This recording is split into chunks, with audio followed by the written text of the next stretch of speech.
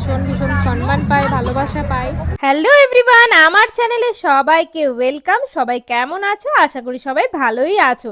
সেদিন গেছিলাম অরূপ স্টুডিও, অরূপদার ইনভিটেশনে একটা গ্র্যান্ড ওয়েডিং সেলিব্রেশনে, যেখানে 100+ ফুড আইটেম আছে। সেটাকে তো গ্র্যান্ড ওয়েডিং সেলিব্রেশন বলা যেতেই পারে।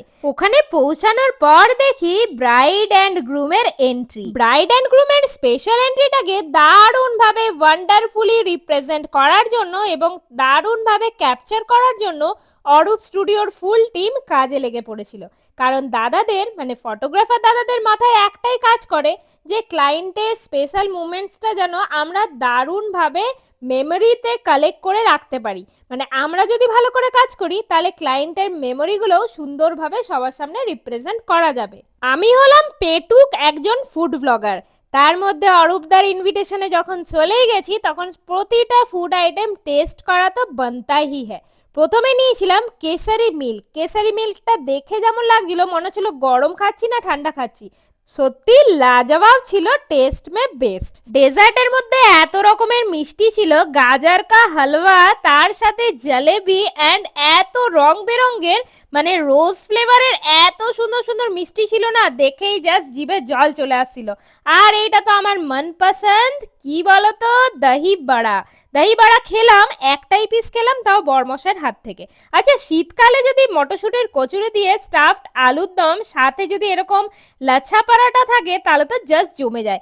এই আইটেমটা কি আইটেম যদি কেউ বলতে পারো আমাকে কিন্তু কমেন্টে জানাও।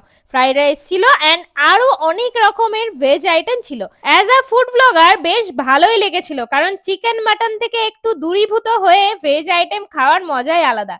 তার মধ্যে এত রকমের পাপড়, বেশিরভাগই ছিল কর্ন এন্ড পনিরের আইটেম। इंस्टाग्राम फेसबुक सब में है। अंकल ये क्या बन रहा है? रुमाली रोटी बन रहा है। रुमाली रोटी, दाल भुखाड़ा, पंजाबी दाल भुखाड़ा। ये क्या है भैया? दाल मखनी। दाल मखनी है।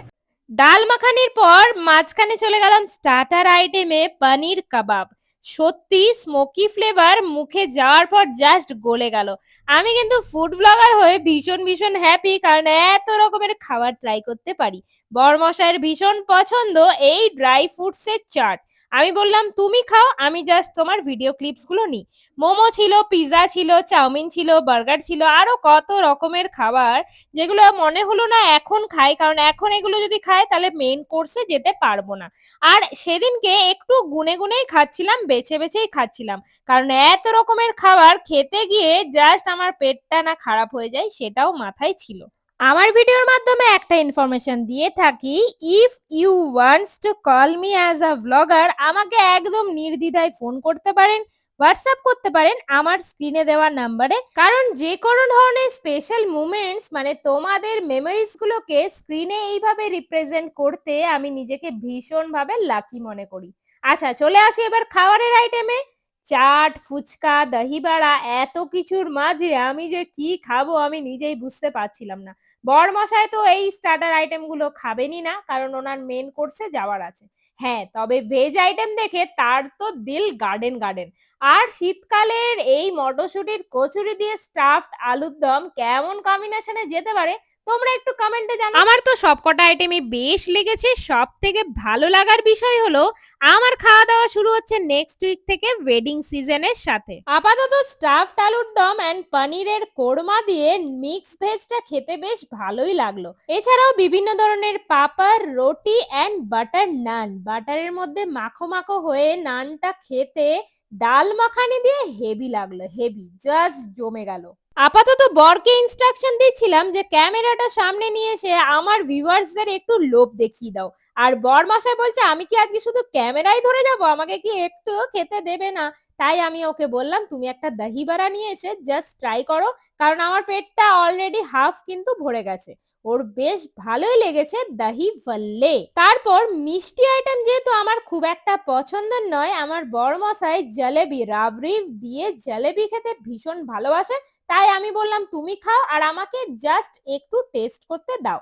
9/10। ওয়েডিং পার্টিতে গিয়ে যখন এরকম মিষ্টি মিষ্টি খাবারের সাথে মিষ্টি মিষ্টি ভিউয়ার্সদের সাথে দেখা হয়ে যায় তখন সেলফি না তুলে তো যাওয়া যায় না। সেলফি তুলে খাবার দিকে মন দিলাম অ্যান্ড বরমশাইকে বললাম এবার তাড়াতাড়ি ফিনিশ করো, অনেক রাত হলো, বাড়ি যেতে হবে।